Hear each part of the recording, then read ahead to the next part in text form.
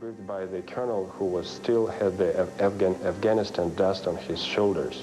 He told us, guys, I don't care what the hell did they tell you in Moscow. Now, let's talk about real situation.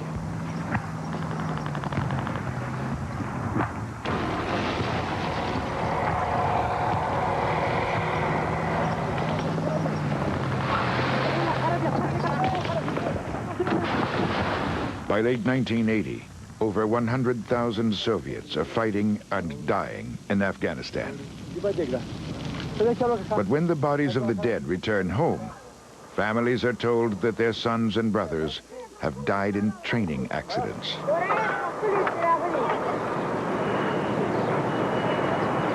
Throughout the war, the Soviets control Afghanistan's few cities. The guerrilla army owns the surrounding countryside. They call themselves Mujahideen, which means fighters of God. The region is mountainous. Much of the country sits above 10,000 feet. In attempts to project power beyond the cities, the Soviets scatter fire bases across the land.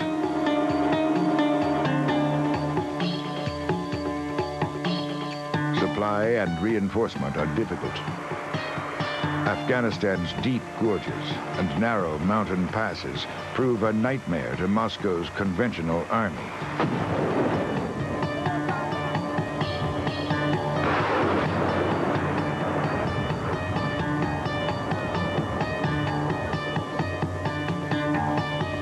Soviet convoys find themselves under constant threat of sudden ambush by an enemy that then disappears into thin air.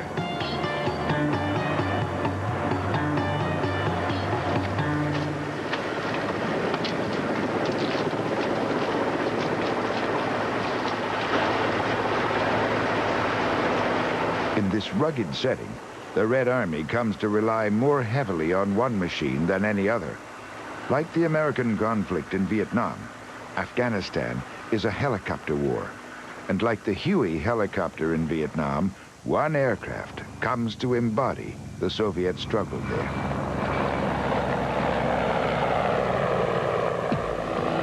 The Mi-24D is powered by twin-turbine 2,200 horsepower engines. Its combat range is almost 500 miles. The gunner sits in the front seat and the pilot in the rear. The transport compartment can carry 8 troopers, but is most often used to store extra ordnance. The stub wings add 25% more lift in high-speed flight, reduce the chopper's turning radius, and can be hung with 4 32-shot rocket pods. In front, the hind wields a 4-barreled 12.7mm Gatling gun.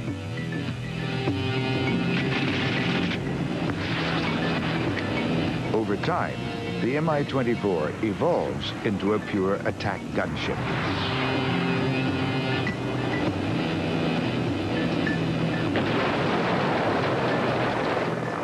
It seldom carries troops, except in an emergency. Usually, it is left to Mi-17s and Mi-8s to pull the men on the ground out of danger. You are in trouble, and if he's not getting you out of there, that's the end of it. And even when you're on board, you just hold your breath and count hour-long seconds before you feel that the altitude and probably the distance is long enough so you can slowly exhale and relax. In many ways, the Mi-24 is a product of the American experience in Vietnam.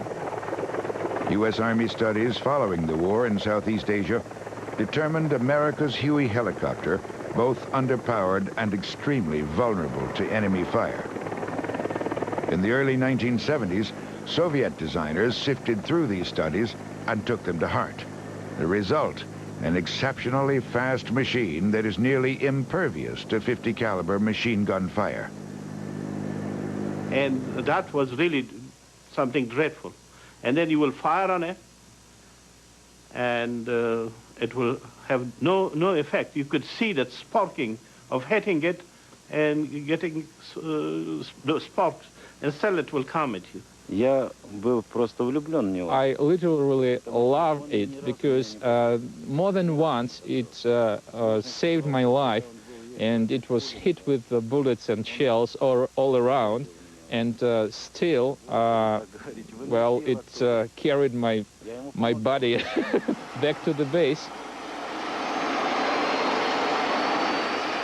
Soviet tactics often replicate the hammer and anvil operations used by American forces in Vietnam. Hours prior to a hind assault on a suspect village, Soviet troops are inserted into hidden positions along the villagers' most likely path of escape. The hinds would pop up from behind the mountain peak with the sun rising and the winds blowing into their direction. And this is like a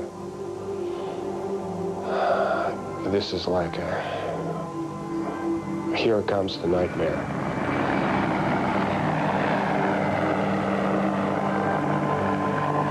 You could scare you know, even Afghan Mujahideen, they were very brave, they were very good fighter, they didn't care even if they're dead or alive, you know. But you can see that feeling, everyone, that the way the helicopter was coming to you, it's you can get that feeling like, oh, it's something coming to me, you know.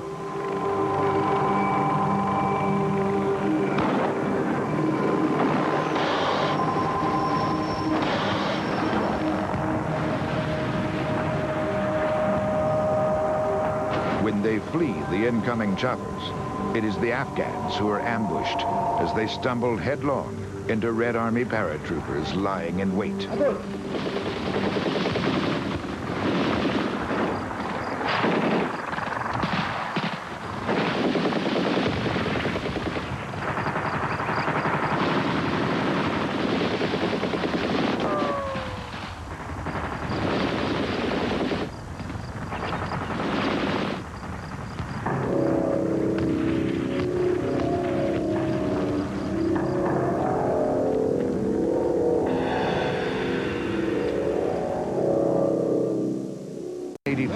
Hinds roam over the Afghan countryside at will, seeking targets of opportunity. Soviet pilots named themselves the Gray Wolves. The men they prey upon call them the Garbach, or boogeymen. We were told that we had free hunting, that we should go off and shoot any people not using official roads. But it wasn't right. What if a man in the desert is just moving to the nearest village? When we first came, some people felt okay about us. But in a year or so, that changed. For Soviet pilots, telling civilian from combatant is often difficult. For leaders in Moscow, the distinction is inconsequential. Kremlin planners devise a strategy that many call genocidal.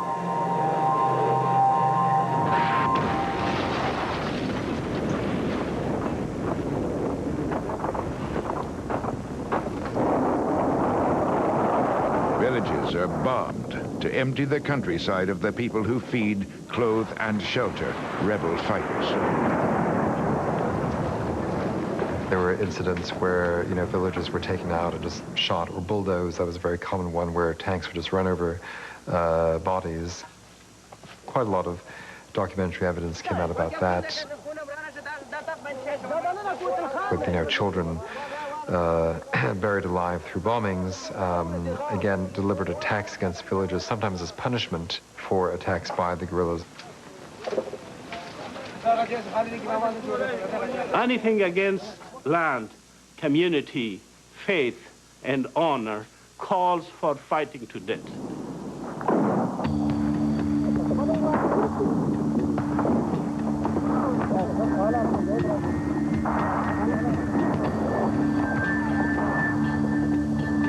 It is in the character of every Afghan, I mean, just to fight.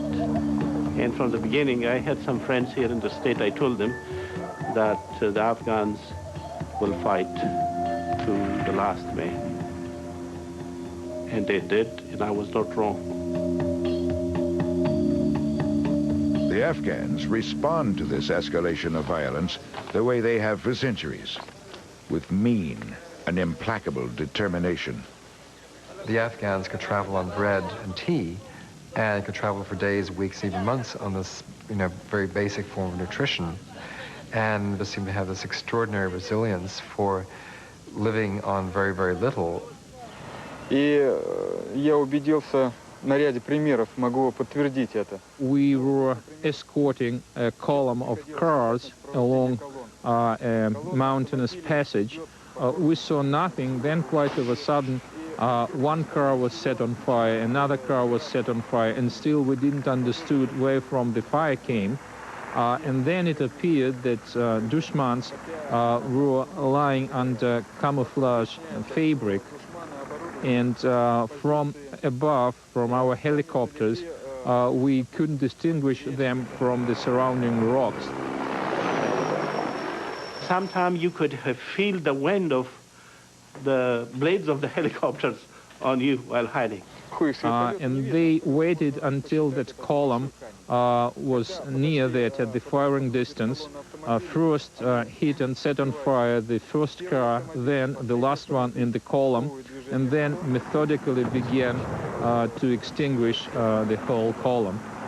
I couldn't do anything, and I didn't know where the fire came from, and that, of course, was a major disappointment. For me, it was like a heart-throbbing experience. Like, what the hell? What do they experience when we were covering our heads under the fire and those guys just sitting in this without anything they can do to protect themselves?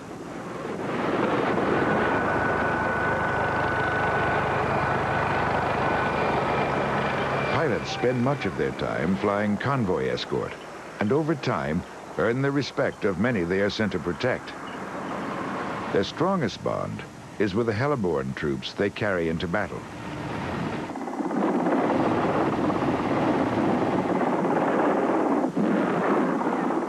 For airborne, it was like twin brothers. And I especially respected that they never used their chutes when they were flying us for sorties. So if push comes to shove, we were in the same boat, and they would not take any extra chances to save themselves or to leave us, to drop us in the deep shit alone. Hind pilots often fly on what they call roadrunner missions, where, to present as brief a target as possible, they spend much of their time scooting just above the ground. Small arms fire poses little danger to the thick-skinned chopper. But by 1984, the Mujahideen learn a new trick. They take a weapon meant to penetrate the dense armor of Soviet tanks and point it skyward.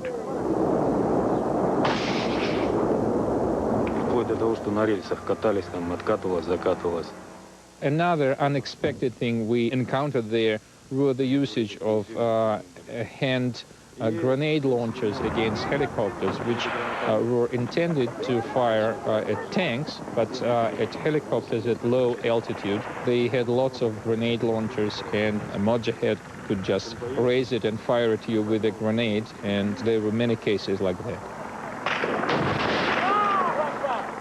You see, the helicopters will come high. If you fire it like this, the blast will kill you or at least injure you. So what we did, we will have these long, tall trees, a poplar or some sort of a pine. On the top of it, a Mujahid will climb and climb and climb, and usually there will not be strong branches to hold him. So what we will do, we will tie him up to the tree and then wait for the helicopters to come with the RPGs. Over time, the Mujahideen, like the Viet Cong before them, learn that pilots notice movement. Running from incoming helicopters is suicidal. Once the guerrillas stand their ground, it is the Russians' turn to suffer. Hind pilot Valery Burkov entered combat in Afghanistan just 2 months after his father died, flying an Mi-24 mission. Another Mi-24 was shot down, and my father decided to land his chopper and try and save the downed crew. But when he was coming in, his hind too was hit in the fuel tank. So the helicopter exploded and started to burn. And he was the only one of the crew who didn't manage to get out. He burned up in the machine. A hit with multiple rounds in the fuel cell would cause a fire and subsequent forced landing, catastrophic end of the mission. The Mi-24 is very heavily armored, applique armor plate, rolled steel up around the cockpit, except for the tail section, which is fabric. Fabric construction, easy to repair, but very vulnerable to even small arms fire.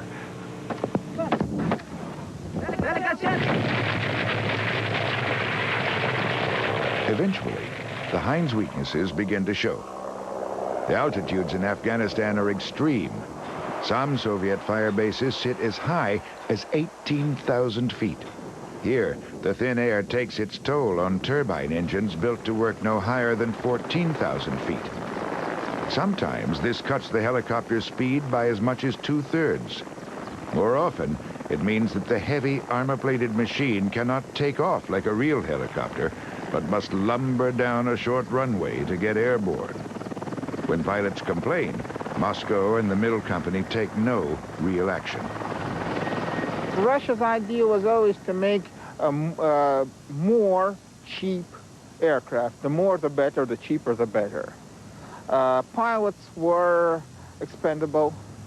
In the Soviet communist ideology, people were expendable anyway.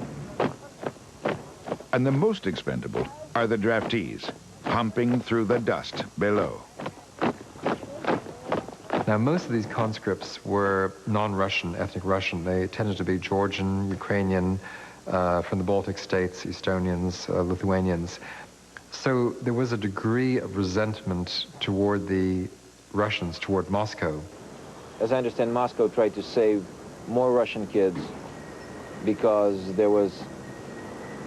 Russian population was not growing as fast as the population of Asian republics. And I think it was a very cynical policy of Moscow leaders. So I think there was a lot of resentment amongst the conscripts. They didn't really believe in this war. For many in combat, this sense of detachment will soon change. For most of the guys, they were more or less indifferent until they experienced personal casualties among their friends or they were wounded. Then, by blood, they were committed to this vicious circle of cannon fodder. Once you lose your buddies, peers, with whom you had a personal experience sharing your life, your service, then you just start from there. Then for you, it's like the whole damn thing personifies in the faces of those who perished. And the revenge is the word. That's it. And for them, there is no difficulties, no doubts. It's as simple as that. They killed my body. Now you watch me. I think the fear element had grown. I think also the fear element had grown with the Soviets because word did come back of what happened. And if you look at the Soviet propaganda, which a lot of it was probably not that far off the mark, that if you got captured, they would skin you alive. And I always remember this being one particular element, that they would skin you alive. And it did happen.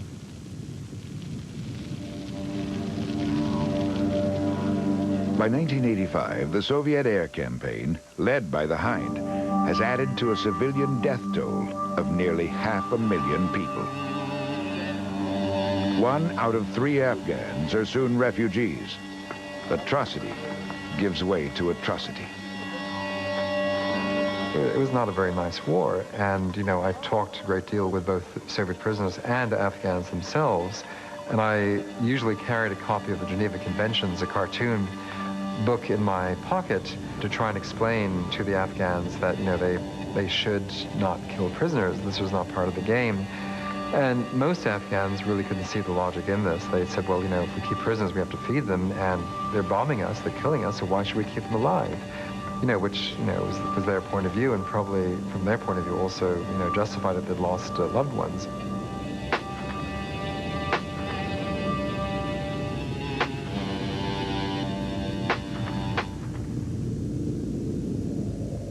It just fortified the views of those who spent some time there. It gave them ugly justification for atrocities on our side. So for us it was very simple. When we dealt with the POWs, we would have only very limited options. He cooperates with us. If he doesn't want, he would be wasted on the spot. That's it. Nothing fancy. No slicing, no knifing, anything like that. With each passing month, combat in Afghanistan turns more savage. By 1986, even the children of the Mujahideen are willing to sacrifice themselves if it means costing the Russians one more chopper. Unlike the Hind, most Soviet helicopters fly without heavy armor and bulletproof glass. One of our medevac helicopters was shot down by a teenager, and after he was killed, it turned out that he was no elder than probably 13 or 12 years old.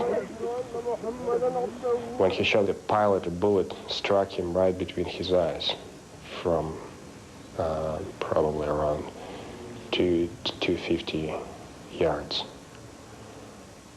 And he had enough guts to shoot from such a close range and to take all. And I'm sure he had a pretty understanding what would happen with him, and he took the risks. So we developed the feeling of just respect to professionalism and to the other side.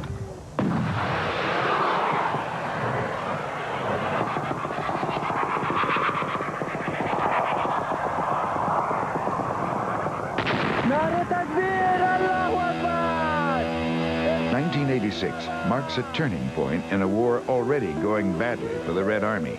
Early in the year, shoulder-held heat-seeking missiles find their way into Mujahideen hands. Called Stingers, these American-made weapons are funneled to the war zone through Pakistan, compliments of the CIA. And once you locked in, the Stinger gave a sound that you are locked in. And then you just release the rocket, and then you see white smoke like a rope going all the way, and then you see a fireball.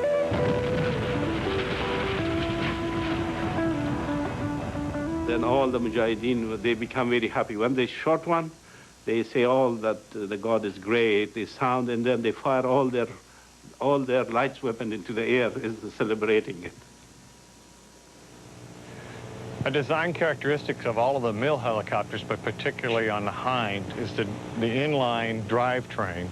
The TB3-117 Victor engine has a particle separator on the front, straight through drive, that passes through the exhaust into the main transmission, which leads us to a vulnerability of the Hind. The hot gases discharge directly out of the side on both sides of the aircraft, ideal targets for heat-seeking missiles. This is the Stinger missile system. What we have is an IFF antenna, and it sends out a signal to the aircraft, and it comes back to here, and we can tell whether the aircraft is friendly or foe. What you have here is the sight reticle that he's looking through. He uses this for sighting on the aircraft, and depending on what type of aircraft it is, he has 2 or 3 different spots that he can place this in. This is the grip stock, which is separable from the actual launch tube. This is the whole thing here is a launch tube, which is the actual Stinger missile, and the grip stock is separable. This is a BCU, which is a battery that actually powers the unit. And with that in, we have about 45 to 47 seconds to actually engage aircraft before the BCU runs out of life. The General Dynamics Stinger weighs just 35 pounds, travels twice the speed of sound, and can reach aircraft flying as high as 3 miles away.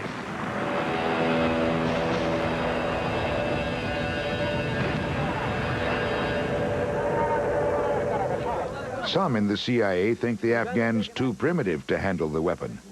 The assessment is far off base. The guerrillas are quick learners and possess a patient determination that proves deadly to Soviet air crews. One resistance commander exclaims, "There are only two things we Afghans need, the Koran and more stingers."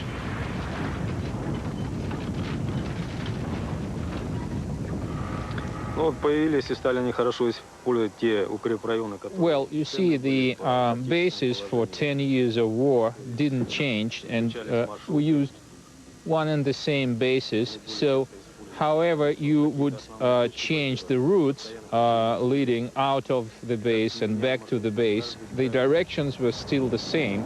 So Mujahids built up fortified positions in the mountains on the general directions of our approach to the airfields and our routes leaving the airfields.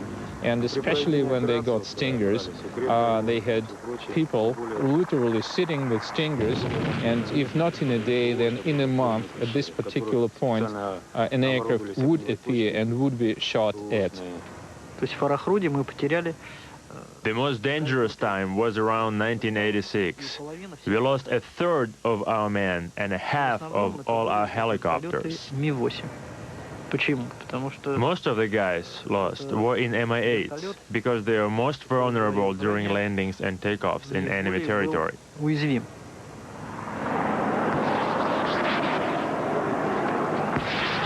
By 1987, flare dispensers had been added to most Soviet helicopters, decoys to any heat-seeking missiles that may lie below. Airplanes, too, utilized the new tool.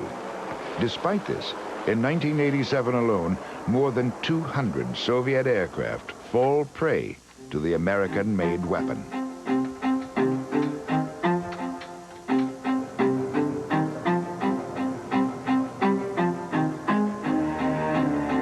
Almost on a daily basis, they would have a glass of vodka filled up with a piece of bread and a candle, and it would be like a funeral or faraway party for somebody else who was shot. Nearly one-third are Mi-24 Hinds. By the winter of 1988, Soviet morale is devastated. There was not much of a discipline in their soldiers. Their soldiers were selling their weapons, trading it for something. They were even selling their spare tire of their jeeps. They will sell fuel out of their vehicles. They will sell ammunition. In Moscow, the war is now freely debated, along with words like glasnost and perestroika. It is the Gorbachev era. For the first time in Soviet history, public dissent against a war of aggression is openly tolerated.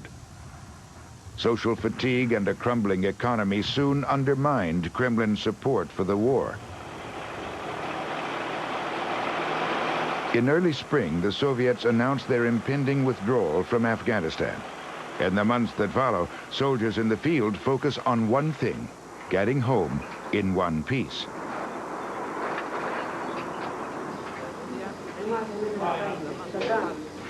The Soviet Union has made a commitment to withdraw completely its forces from Afghanistan no later than February 15, 1989. There is no reason why they should not meet this obligation, and we expect the Soviets to honor the obligations they undertook in signing the Geneva Accords. There is no evidence that they will not do this.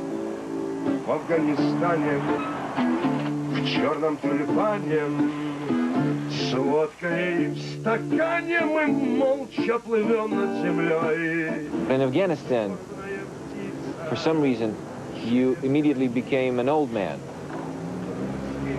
just right after you were youth. I've seen eyes on young faces, eyes that should belong to very old people, 80 years old, 90 years old. Those kids, what they saw in Afghanistan was beyond normal human experience. And this was reflected in their eyes.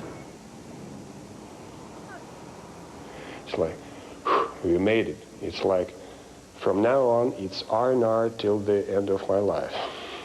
Nothing will be as bad as it was. That's it. Today, a small unit of guardsmen was marched onto the runway of Kabul airport.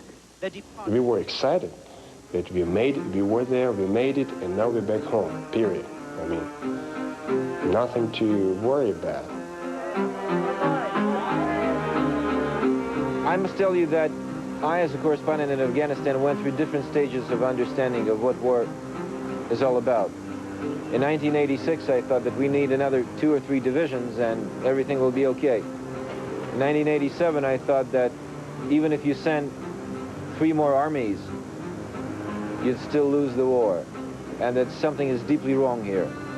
And in 1989, I basically thought that this was a war that will not only destroy Afghanistan, but basically the Soviet Union.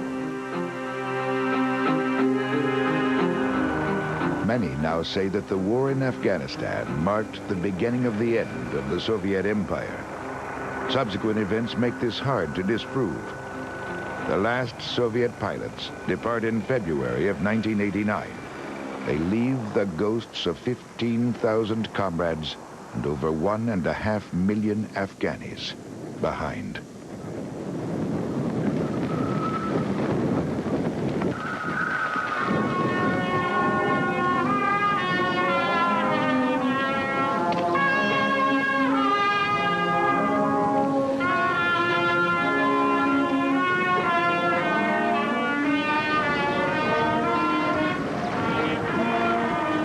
For me, the hind is a symbol of our Afghan experience.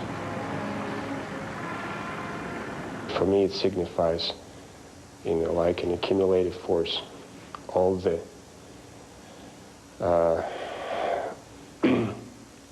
all the brutality and power and of this conflict that we experience on both sides in Afghanistan.